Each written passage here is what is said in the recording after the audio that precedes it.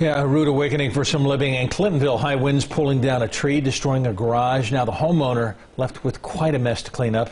Here's NBC4's Rob Sneed.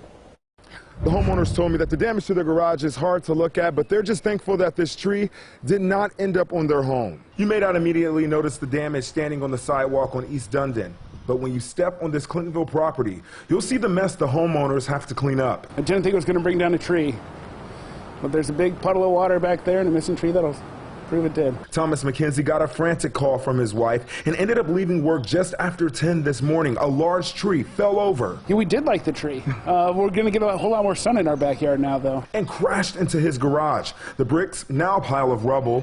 A broken side mirror dangles off the car trapped inside.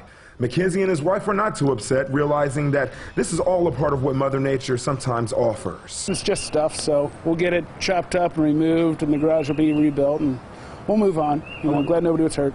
Right now, the homeowners are waiting for their insurance agent to get here to assess the damage. They said that if the electric is not turned on by tonight, they will go and stay with their parents. Local for you in Clintonville, Rob Sneed, NBC4. Rob, thanks so much. To get your most accurate forecast and the weather alerts that you need, be sure to download the Storm Team 4 weather app, available for free, Google Play, and in the App Store. Just search for NBC4 WX.